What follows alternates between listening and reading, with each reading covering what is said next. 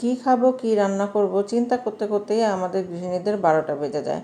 তো যাই হোক, সকালের পর্ব শেষ করে দুপুরে রান্নার জন্য চলে এলাম। আমি কিন্তু ডাল ভাত চুলায় বসিয়ে দিয়েছি।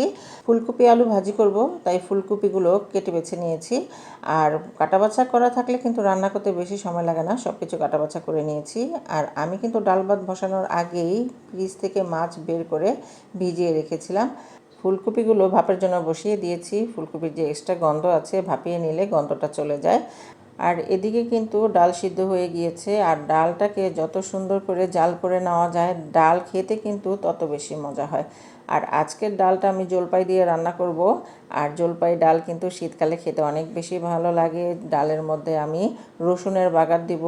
আর ধনেপাতা শীতকালে ডালের মধ্যে না দিলে তো হয়ই না। অনেকে আবার কি করে টক ডালের মধ্যে ধনেপাতা স্কিপ করে, আমি আবার দিই, আমার কাছে খুব ভালো লাগে।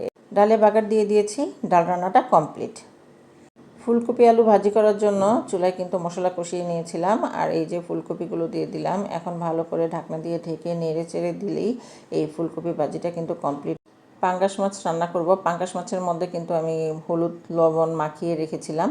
আর এই যে ভেজে নিচ্ছি, মাছটাকে আমি ভেজে রান্না করব। আর এই চুলায় কিন্তু আমি ওই যে ফুলকপি আলু ভাজি দিয়েছিলাম, ফুলকপিটা সুন্দর সিদ্ধ হয়ে গিয়েছে।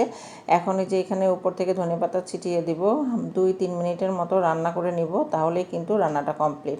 তো আমি কিন্তু ক্যামেরা ঘুরিয়ে ঘুরিয়ে আপনাদেরকে দেখাচ্ছি। তো মাছগুলো কিন্তু ভেজে নেওয়া হয়ে গিয়েছিল, মশলাটাও কষিয়ে নিয়েছিলাম। তো যাই হোক, এখন মাছগুলোকে আমি কড়াইয়ের মধ্যে দিয়ে দিচ্ছি। এই তো তরকারির ঝোল অনেকটা টেনে গিয়েছে। আর আমি টমেটো দিয়ে দিচ্ছি। শীতকালে তরকারিতে আমি আবার টমেটো, ধনিয়া পাতা এসব আমার দিতে হয়, তা না হলে কিন্তু রান্নাটা একেবারে ইনকমপ্লিট থেকে যায়। তো এই যে ধনিয়া পাতা দিয়ে দিলাম। এখন বেশি না, 2-3 মিনিটের মতো ঢাকনা দিয়ে ঢেকে রান্না করব। আর 2-3 মিনিট পরে কিন্তু রান্নাটা কমপ্লিট।